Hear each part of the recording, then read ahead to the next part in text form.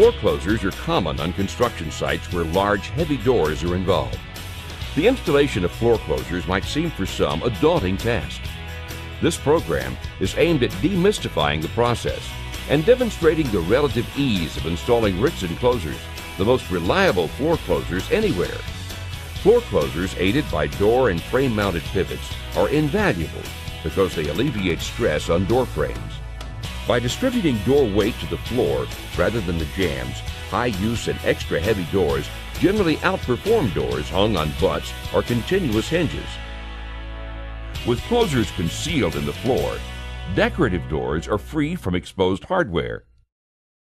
The door should simply be able to open and close efficiently, function well over an extensive life cycle, and most importantly, it should look good. The following installation features a Rixson 27 offset floor closer. The procedure was performed at the Southwest Carpenters Joint Apprenticeship Training Center in Sylmar, California. It was one of many ongoing training classes for apprentices and regional trainers offered by the center. The people milling about in the background are carpenters and trainers attempting to attain a better perspective. The featured installer is a qualified door technician who has been installing floor closers for over 30 years. Before beginning, the door frame must be in place and a cavity provided for the closer in the concrete floor. This hole can be cut after the slab is in place or blocked out before the concrete is poured. A template showing dimensions is included with your closer. For the purpose of this demonstration, a metal box represents the hole. First, let's take a look at everything you'll need to install the closer. A cement case, a floor closer body. Check the model number and hand prior to beginning the installation. 4 brass screws for attaching the closer body to the cement case. A spindle washer. 2 C-shims. A top pivot. An intermediate pivot. Note, Rixson pivots and floor closers are shipped with both wood and machine screws.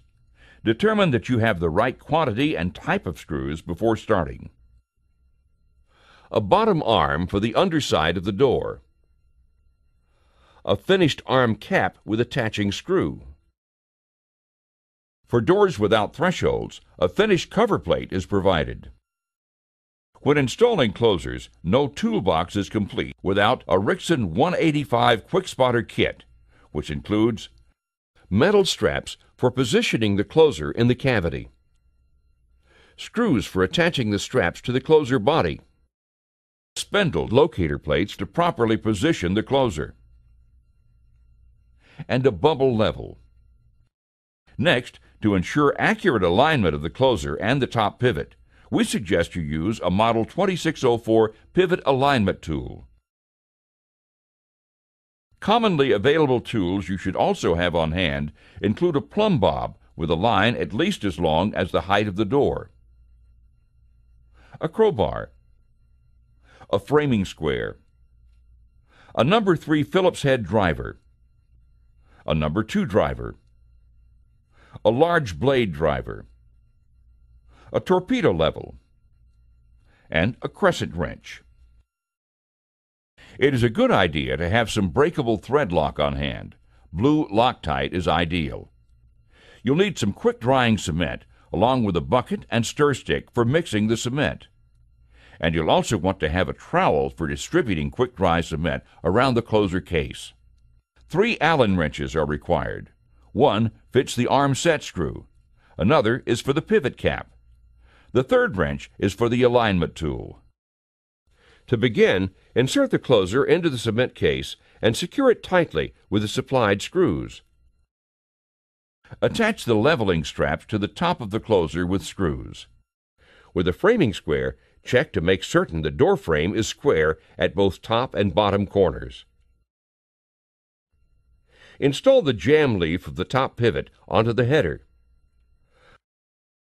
Slide the aligning tool insert into the frame portion of the top pivot and tighten it with the provided Allen wrench. Slip the aligning tool body over the insert and tighten it. Insert the plumb line through the pivot alignment body and pull an adequate amount of line to allow the bob to almost reach the floor.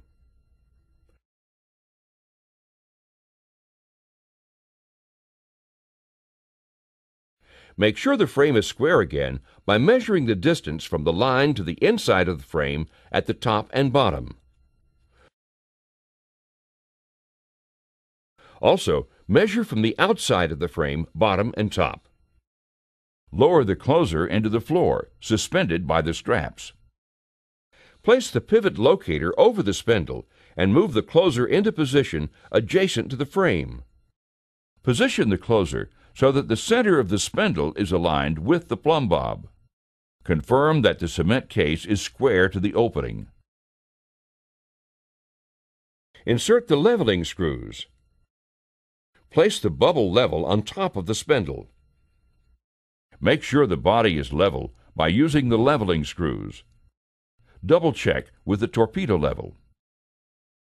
When the closer is accurately aligned, pour quick-dry cement into the cavity. You'll need enough to completely fill the gap beneath the closer case and attain a depth of approximately 1/2 inch up from the bottom of the case. While the cement sets, attach all needed hardware to the door. First, install the door portion of the top pivot. Install the door portion of the intermediate pivot. Next, attach the bottom arm to the underside of the door. Once the cement has set, it will be time to hang the door. Remove installation tools. Place the spacer washer on the spindle. Position the door above the closer and lower the arm onto the spindle. Use a crescent wrench to rotate the spindle while moving the door back and forth. After a few twists, the door should work its way down onto the spindle. Align the door and frame portions of the top pivot. Install the pivot pin with the hole aiming downward. Push the pin up into the jamb portion of the pivot. Screw the cap onto the pivot. The cap holds the pin in place. Prop the door open at 90 degrees. Slip the jamb section of the intermediate pivot into the corresponding door-mounted part of the pivot. Now, fasten the jamb section to the frame. To do this may require you to temporarily create additional separation between the door and the frame. Notice how the installer in the video is putting a moderate amount of torque on the pry bar to create a bigger gap between the door and jamb. The pivot should now snap into place. Allow the door to close. All of the weight should be resting on the bottom arm. To ensure this, we utilize the intermediate pivot. First, remove the cap on the intermediate pivot. There is an Allen screw inside the pivot. Turning this screw raises the door. Two 1/16 inch C shims are provided. Fill the gap between the arm and spindle washer with one or both. The flat inner edge of the shim should contact the flat side of the spindle. Tap the shim into place underneath the closer arm. Relieve the weight from the intermediate pivot by turning the adjusting screw in a counterclockwise direction. This will lower the door to rest on the closer. This is very important because the weight of the door needs to be on the closer, not on the intermediate pivot and jamb. Replace the pivot cap. Take a look at the gap between the door and frame. The gap should be consistent along the entire perimeter. Tighten the arm locking screw until you actually feel it contact the spindle. Open the door again and let it close. Move the door back and forth while completely tightening the arm locking screw. Now it's time to fine-tune the closer control valves for optimal door performance. The latch speed valve controls the door during the last 10 degrees of travel prior to latching. A door's travel speed at this point is critical to overcome weather stripping, latch bolts, and stack pressures. The closing speed valve controls the door from full open to about 10 degrees. You will want to set this to a speed you feel most comfortable with. The back check valve adjusts the amount of hydraulic resistance that begins at about 70 degrees in the opening cycle.